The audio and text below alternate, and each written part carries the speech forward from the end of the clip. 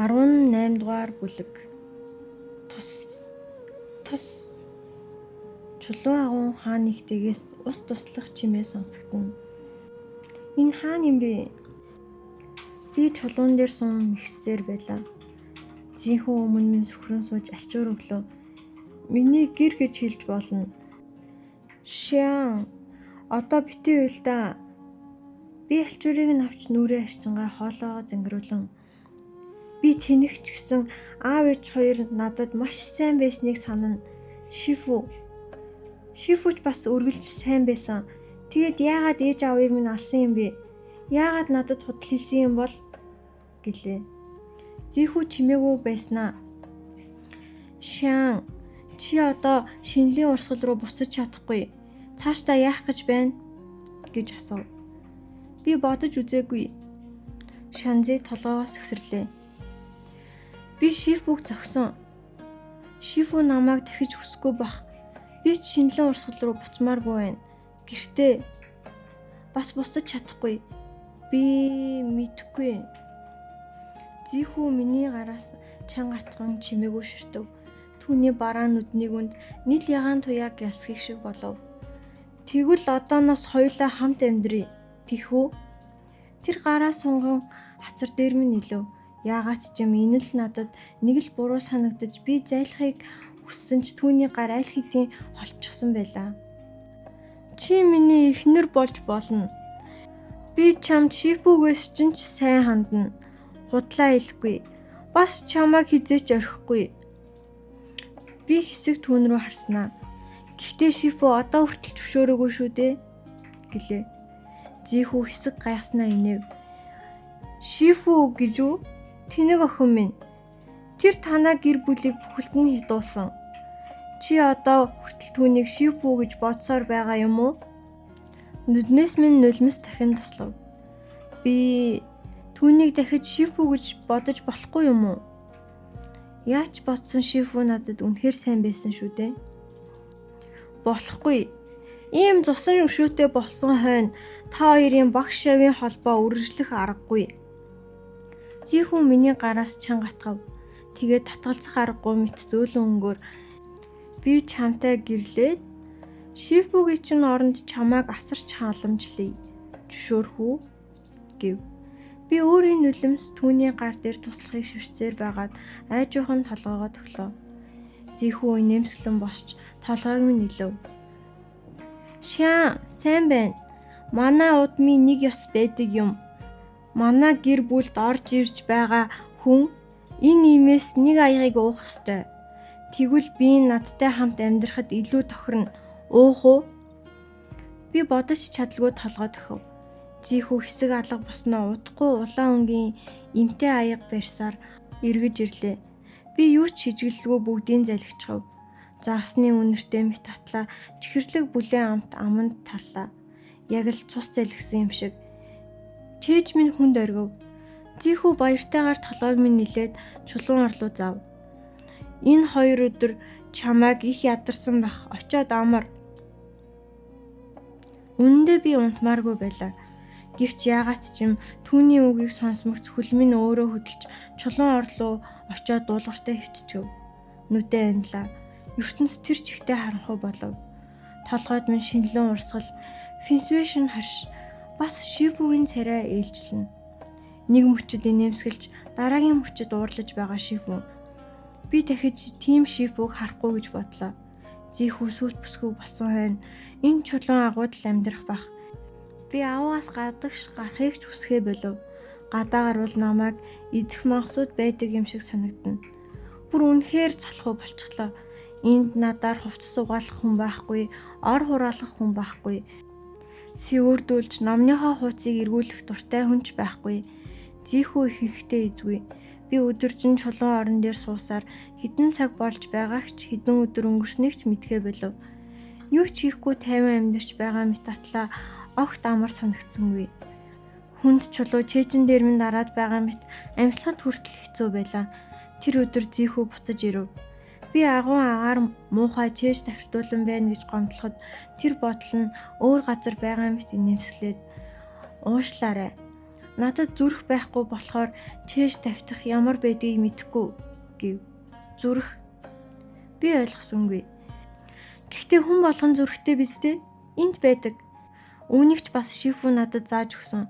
Шифуг бадмах сэтгэл дахин гониглов. Мэднэ гэж Зихүү инээмсэглсээр хэлв. Харсан нэг л хол байсан юм. Надад ч бас өмнө байдаг байсан. Даанч би нандинаагүй өөр хүнд өгчихсөн. Зүрхээ өөр хүнд өгч болдог юм уу? Ийм л хүмүүс чадахгүй. Харин зүтгэр тэнгэрийн төрөлтнөд чадна. Зихүү инээмсгэл айжмаар арилж царай нь хүйтэн болов. Зүрхээр маш сайн үрэл хийж болдог юм. Би зочив. Хин нэгэн чиний зүрхээр үрэл хийчихсэн юм уу? Зихүү хэсэг чимээгүй байснаа хүүтнэр инэв. Үгүй.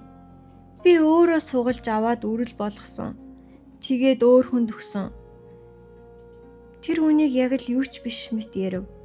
Би сонирхсондоо ойртож чэйчэнд нь хуруугаа зөөлөн хатглаа. Тэгэхээр энд чинь хоосон юм уу? Өвддөггүй, хүүтэн санагддаггүй. Зихүү удаан хариулсангүй. Би толгоогоо өргөвөл тэр намайг ширтэж байлаа. Нилийн утасны эцэс толгойг минь нилээд аргаа барсан мэт инээмслэв. Тэнэг охин. Гинэс Зихүү харц өөрчлөгдөв. Инээмсгэл нь өмнөхтэйгээ адилгүй боллоо. Яг л тэр өдөр шиг. Тэр намайг чулуун орон дээр дагуулж суулгаад толгойг минь аяархан илв. Амар. Ганцхан үг. Гэвч тэр үгийг сонсмогц нүдний минь өмнө харанхуйлж 5 мэдрэхүй минь бүгд таагчих шиг болов. Хэр удаан өнгөрснийг мэдэхгүй. Гэтэл нэг мэдэхэд би дахин харж чаддаг болсон байлаа. Агуу хിവэрээ. Би чулуун орон дээр суусан хിവэр. Зихүүч хажууд минь зогсож байв. Харин бидний өмнө нэг хүн ирчихсэн байлаа. Түүнийг хармагц бүх бие минь чичрэв. Би өөрийн мэдлгүй түүн рүү гүмээр санагдсан ч огт бие минь хөдөлсөнгүй. Айж дуудахыг хүссэн ч уруул минь нэгдэхгүй. Бие минь ч яг л өгсөн хүн шиг байлаа. Тэнгэрийн од чүкүнийг их удаан хүлээлгэлээ. Шипу хөмсгөө зангидан над руу ширтэв. Чи түүнд юу ичгсэн юм? Тэнгэрийн од санаа зовох хэрэггүй. 5 мэдрэхүйг нь түр хаачихсан. Би энэ зүгээр л гаднах ертөнцийг мэдэрч чадахгүй байгаа юм. Шууд гол зүйлээ хэл. Шипу над руу харахаа болоод хүүтнэр миний тэнэг шавийг урагдахын тулд ийм их юм хийлээ. Эцэст нь юу хүсэж байгаа юм гэв. Хагас бурхны зүрх. Би жичв. Зихүү. Шипугийн зүрхийг авахыг хүсэж байна. Өө. Жижигхэн чөтгөр атлаа шуналч нь баггүй юм. Шипу над руу нэг хальт харснаа. Би чамд өгнө гэдэгт яагаад тийм итгэлтэй байгаа юм гэж асуулаа. Итгэлтэй биш. Зүгээр л азаа үтсэн юм. Тэнгэрийн төрөлтнүүдийн хувьд хүний ертөнцид ирж амьдрах нь нэг удаагийн сорилт төдий гэж бодсон. Тэнгэрийн од чүкүний хувьд энэ амьдрал дараагийн эхлэл рүү хүрэх зам л биз. Одоогийн би чинь түр зүрийн бүрхүүл. Зихүү тавнаар үргэлжлүүлв. Өгсгүйчүүд амьдрал өхөлт хүүтэн ханддаг.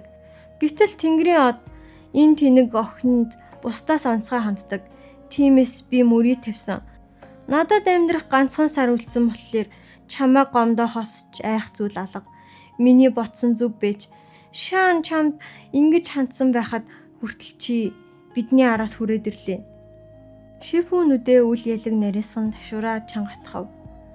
Намайг энэ тэнэг шаваа үнэхээр эрхэмлдэг гэж бодоо юу? Алмаар байвал ал, идмээр байвал ид. Би чам шиг даварсан чулуун чөтгөрийг устгахаар ирсэн юм. Намайг хүртэл тооцоолох гэж оролдох уу? Сүнсийг чинь бутархсан ч миний уур гарахгүй. Яагаад ч юм энэ үгийг сонсоод сэтгэл минь түрхэн зур тайвширлаа. Гэвч тэр тайвшрал удаан үргэлжлэнгүй. Гинэт бүх биеэр минь хүүт тааж могоо ороогоо тавчихсан юм шиг санагдав. Зихүү инээмсэглэв. Миний хүч Тэнгэрийн одын ээжидтэй харьцуулах аргагүй. Намайг алахыг хүсвэл ал. Би яаж чадахгүй. Гэхдээ шаан бит хоёр аль хэдийн гэрэлчихсэн. Тэр тайвнаар хэлв. Миний цус түүний бид орсон. Бидний аим сүнс хоорондоо холбогдсон. Нэг нь өхөл, нөгөө нь чүхэн. Тэгвэл Тэнгэрийн од энэ тэнэг шавья үнэхээр тоодгүй бол бит хоёрын сүнсийг хамтд нь бутраг. Дахин төрөл авахч боломжгүй болно. Гэрэлсэн. Сүнсээ холбосон. Чи Шифу шүдээ зуулаа. Дашуур хатгсан гар нь хүртэл чичирч эхлэв. Зихүү араас мөрөн дээр минь гараа тавиад хажууд суув. Тэнгэрийн од өөрөө сонго. Өнөөдөр энд намайг алж өшөөгөө авах уу? Эсвэл сарын дараа Шам бит хоёрын сүнс бүрэн мөсөн үгүй болохыг харах уу? Аль нь уурыг чинь тайлах бол? Шифу чимээгүй болов. Харцсан шөнийн тэнгэр шиг харанхуй хүүтэн байлаа. Гинэт гар нь хөдөлж дашуур зихүү нүрийг хүчтэд шахуурцчихв. Тэр мөчөд миний харцч бас гал авсан мэт өдлөө. Удалгүй нүрээр минь наалтамхай цус урсаж эхлэв. Зихүү инээмсэглэсээр Тэнгэрийн од сая бүх хичээ ашигласан уу? Итгэхгүй байгаа бол намайг шууд алаад үз. Бит хоёр өөхөх хэсгийг хараарай гэв. Тэгээд үргэлжлүүлээд би шулуун сүнс хүчээр хийсэн муу аргаар хүссэн зүйлээ авч чаддгүй. Эхнэр болохч бай, зүрхээ өгч бай. Нөгөө хүн өөрийн хүслээр зөвшөөрөх ёстой. Өчүүхэн төдий алдлага орвол бүх зүйл талаар болж бүх хүнд хор уршигтай. Тэр Шифу руу харав. Хагас бурхны зүрх миний алдсан хүчийг буцааж өгнө. Би дахин мөнхийн сүнсний хэмжээнд хүрч чадна. Шаанч бас урт наслана. Тэгэхээр биднийг аврах уу, алах уу гэдэг Тэнгэрийн одны гарт байна. Би Шифу руу ширтэж байлаа. Айдас зүрхийг минь шахна. Гинэт Шифу инээмсэглэв. Миний амьсгал хүртэл тасалдах шиг болов. Сайн байна. Тэгвэл энэ асуудлыг би өөрийнхөөрөө шийдэе. Шифу тоогоочийн хэрэглэхдээ төстэй 10 ям орчим урттай хутаг гаргаж ирэв. Тэгээд өөрийнхөө чэйж рүү шууд дүрлээ. Шифугийн царай тэр дороо цайв. Гэвч өвдөж байгаа шинжгүүгээр утгаа чэйжээ давуулан доош татлаа. Мах зүсэгдэх чимээ хүртэл сонсогдов. Би айсандаа бараг галзуурах шахав. Мөрөн дээр минь байсан зихүүн гарч үл элэг хөшлөө. Тэгээд ч ийм зүйл болно гэж бодоогүй бололтой. Шифу юу ч болоогүй мэт. Чулуун чөтгөр минь намайг чиний өрхөнд орлоо гэж бодож байна уу гэв. Бууга хөдлөх бүрд царай нь улам цайна. Гэхдээ төрх нь өөрчлөгдсөнгүй. Зөвхөн духан дээр нь хөлс бөмбөрнө. Ад чинь харин сайн байж тарлаа. Миний хүч сул өдөртөө таарсан юм. Дараа дахин надтай таарвал Шифу хүүтнэр инэв. Үхснээс дор амьдрал ямар байдгийг үзүүлнэ. Дараа гэж. Ямар дараа? Толгой дотор минь газар хөдлөх шиг болж байлаа. Би хашхрыг хүссэн ч бие хөдлөж чадахгүй хэвээр Шифу утгаа эргүүлв. Цагаан хувцас нь агшин дур цуснд будагдлаа. Би бүр чэйжин доторх зүрхийг нь цохилтын сонсч байгаа мэт болов. Хар дард сэрээд Шифугийн орлоо гүйдэг байсан үе санаанд орлоо. Тэр намайг твэрч аваад би энд байна. Чамайг хинч дээрлэхэд зүрлэхгүй гэдэг байсан. Тэр үед түүний намуухан дулаахан дууг сонсоход бүх айдас арилдаг байлаа. Шифу хажуу тийш иргэн баг зэрэг бүхэв. Төвчж чадаагүй мэт нэг сулхан дуу гаргаад цус газар цацрав. Удалгүй тэр гартаа улаан зүйл барьчихсан байлаа. Тэгээд үн цэнгүй чулуун мэт дээш шидээд буцаан барив. Мэ энэ бол чамд өгч байгаа миний шагнал. Мөрөн дээр минь байсан зихүүн гар холдов. Би ч нүдээ хөдлөж чадахгүй. Шифуг л ширтэн. Шифу ч над руу харж байлаа. Царай цаас шиг цагаан. Тэр уруулаа үл ялан хөдөлгөн. Өнөөдрийн болсон зүйлийг түүнд хэлж болохгүй. Миний тухайч юу ч битгийэр. Энэ охин дэндүү тэнэг. Хит худлаа хэлчихвэл марчихна гэв. Шифу би мартахгүй. Зихүү нэг тэнэг охины төлөө бүтэн нэг амьдралаа өгчөөд хийсэн зүйлээ өөрт нь мэдэгдэхийг ч хүсэхгүй байна гэж үү? Хохирч байна гэж бодохгүй байна уу? гэв. Чамд хамаагүй. Шифу чэйжээ дарж хүүтнэр инэмсгэлв. Харин чи түүнийг урт насалж сайхан амьдруулж чадахгүй бол чамайг зовоох боломж надад олон гарна шүү. Ингэж хэлээд тэр эргэв. Агуу хаан түшин нуруугаа хүчээр зэхэллээ. Алхах нь хүртэл хэцүү байгаа нь харагдавч тэр юу ч болоогүй мэт тайван явсаар хатдав. Миний чэйж бас хоосорсон мэт санагдав. Юу ч бодож чадахгүй байлаа. Ганцхан зүйл ойлгомжтой байсан. Би Шипугийн хажууд байх ёстой. Юу ч болсон. Бидний хооронд ямар нэг цусан өшөө байсан ч урдын адил номынх нь хууцыг эргүүлж сэвүүрдэж, орыг нь хурааж, хувцсыг нь угааж өгөх ёстой. Шипу явснаас хойш хэр утсныг мэдэхгүй гинт толгой дээр бүлээн гар хөрөв. Зийнхүү намайг илээд суллаг гэж хэллээ. Бүх биеийн минь гинт сулран яс хүртэл агаар орсон мэт хөнгөрөв. Би салгалсаар дахин хөдөлж эхэллээ. Би газар тогтсон их цусыг харав. Хамар шархирч нулимс хасгарлаа. Шан зийнхүү гайхав. Би үнэхээр тэгээд ямар нэг зүйлийг ойлгосон мэт толгой төглөө. Чи түүнтэй олон жил хамт байсан. Ямар нэг арга сурсан бололтой. Тийм болохоор дурсамжийг чинь дарсан лацыг эвдэж чаджээ. Зийнхүү гараа сунган намайг босгов. Энэ амьдралд хит зууралдах хэрэггүй. Шифу чинь жирийн хүн биш. Би түүнийг дүлхээд гараас нь шүүрэн авч хамаг хүчээрээ хазлаа. Ясыг нь хүртэл бут хацчмаар санагдаж байв. Шифугийн зүрхийг буцааж өг. Буцаагаад өг. Энэ үгийг дахин хэллээ. Аманд зийнхүүн цус өөрийн нулимсны давслаг амт холиултна. Зийнхүү намайг түлхсэнгүй. Зөвхөн намуухан тэр хол явж чадаагүй бах. Жаахан хүлээгээд хамт очиж оршуулъя гэв. Түүний бүлээн цус хоолой даган урсав. Сүүлийн хэдэн өдөр хурчигсан мэт байсан бие минь тэр дороо сэргэг шиг болов. Шифу. Зийнхүү ярьсан зүйлийг би ойлгохгүй. Хагас бурхны зүрх гэж юу юм? Цусан өшөө гэж юу юм? Надад одоо хамаагүй. Би ганцхан зүйлийг мэдэж байлаа. Шифу одоо ганцаараа байгаа. Чээ чинь хоосон. Ийм их цус алдчихсан. Тэгээд хажууд нь асар хүнч байхгүй. Би зийнхүүг дахин тоосонгүй. Шууд босож аваас гүйлээ. Олон өдөр бараг хөдлөөгүй болохоор толгой баг зэрэг иргэн. Гадагш гарчл энэ агуу хад асгаард хүрээлэгдсэн чулуун толгодын дунд байдгийг мэдэв. Дээш гарах ганцхан замтай. Тэр зам давуу тод улаан цус тусалжээ. Би цусны мөрийг даган гүйлээ. Шифу гэж дууцаар байлаа. Эзгүй уулсын салхи хэсгэр нь булан тойрон толгодын оройд гарахад Шифу тэнд хөвтөж байв. Иргэн тойронд нь цус. Чээж минь тэр дороо зангирч дахиж тайлагдахгүй юм шиг болов. Хоолой битүүрч дуунч гарч чадхаагүй. Би өмнө нь өвдөглөн суугаад арай ядан Шифу гэж мэгшив. Толгойг нь өргөн өвөр дээрээ тавилаа. Хурууны үзүрт хүрэхэд би энэ маш хүйтэн байв. Шифу үргэлж бүхнийг ялж чаддаг баатар шиг хүчтэй байсан. Гэтэл яагаад одоо ийм зовх хийж сул дорой болчихов? Шифугийн аниатай зовх үл ялэг хөдөлснөө нэгдэв. Нүдэнд нь миний ойлгохгүй сандрал гяс хийлээ. Тэр санаа алдан тэнэг гэж шивнэв. Би тэнэг. Би яарна? Бүгд надаас болсон. Бүгд миний буруу гэж давтан хэллээ. Тэнэг шав. Нус чин нүүрэн дээр минь туслаад байна.